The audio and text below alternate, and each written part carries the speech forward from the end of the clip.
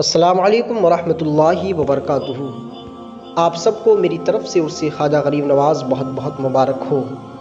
ناظرین، آج جس کا عرس پاک ہے، ہند کے راجہ پیارے خواجہ حضور خواجہ غریب نواز رضی اللہ تعالیٰ عنہ کی پیدائش 14 رجب المرجب دوشنبہ صبح صادق 537 ہجری کو سنجر میں ہوئی اور وصال 6 رجب المرجب دوشنبہ بوقت فجر 633 ہجری کو اجمیر شریف میں ہوا۔ آپ کی عمر 97 سال ہے۔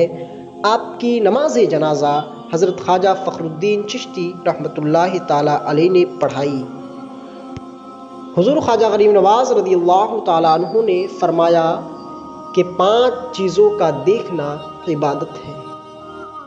پہلی چیز اپنے ماں باپ کے چہرے کو دیکھنا عبادت ہے۔ حدیث پاک میں ہے کہ جو فرزند اپنے ماں باپ کے چہرے کو محبت سے دیکھتا ہے، اس کے نامہ اعمال میں ایک مقبول حج کا ثواب لکھا جاتا ہے۔ پھر دوسری چیز قرآن پاک کو دیکھنا، یہ عبادت ہے۔ ہند کے راجہ ہمارے پیارے خواجہ غریب نواز رضی اللہ تعالیٰ عنہ نے فرمایا کہ قرآن پاک کو دیکھنا ثواب ہے۔ جو انسان اللہ کے کلام قرآن مجید کو دیکھتا ہے یا دیکھ کر پڑھتا ہے تو اللہ تبارک و تعالیٰ فرماتا ہے کہ اس انسان کو 2 ثواب دو، ایک قرآن پاک پڑھنے کا، دوسرا قرآن پاک دیکھنے کا، اور ہر ایک حرف کے بدلے، ہر ایک حرف کے پڑھنے کے بدلے میں اس آدمی کو 10 نیکیاں عطا ہوتی ہے اور 10 برائیاں مٹا دی جاتی ہے اس کے نامہ اعمال سے۔ قرآن پاک کو دیکھنا بھی ثواب ہے اور دیکھ کے پڑھنا بھی ثواب ہے، ڈبل ثواب اس کو دیا جاتا ہے۔ اور جو شخص قرآن پاک کا ادب کرتا ہے اس کو بھی اللہ تبارک و تعالیٰ اس کا اجر عطا فرماتا ہے۔ ایک واقعہ ہے کہ حضرت سلطان محمود غزنوی رضی اللہ تعالیٰ عنہ کے وصال کے بعد کسی نے ان کو خواب میں دیکھا۔ خواب میں دیکھ کر پوچھا کہ اللہ تبارک و تعالیٰ نے آپ کے ساتھ کیا سلوک کیا؟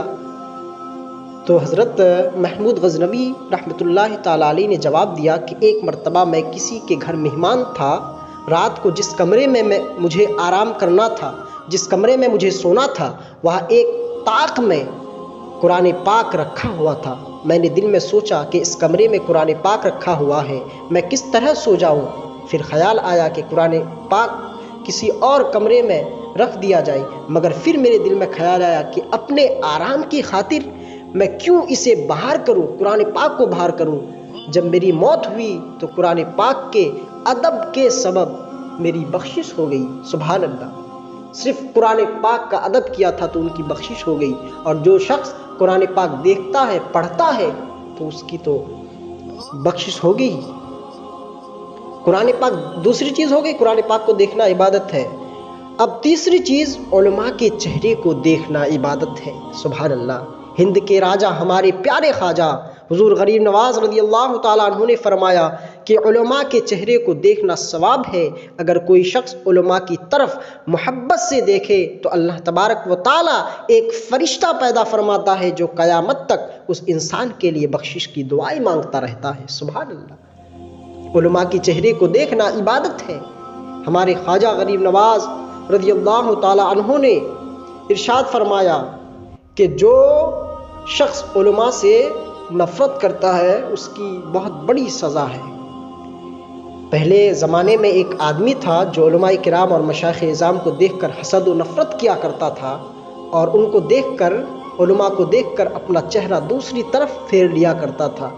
جب وہ انسان مر گیا تو لوگوں نے اس کا چہرہ قبلے کی طرف کرنا چاہا لیکن نہ ہوا۔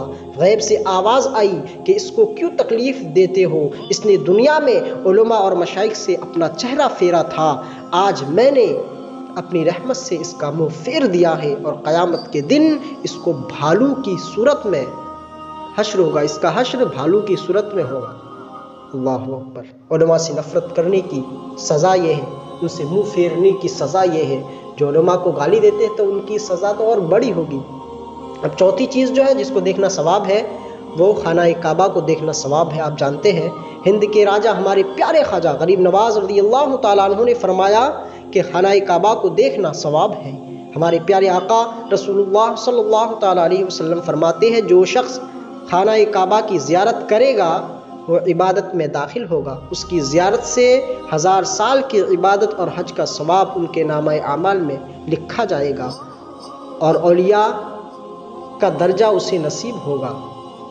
5ویں چیز پیر و مرشد کی زیارت۔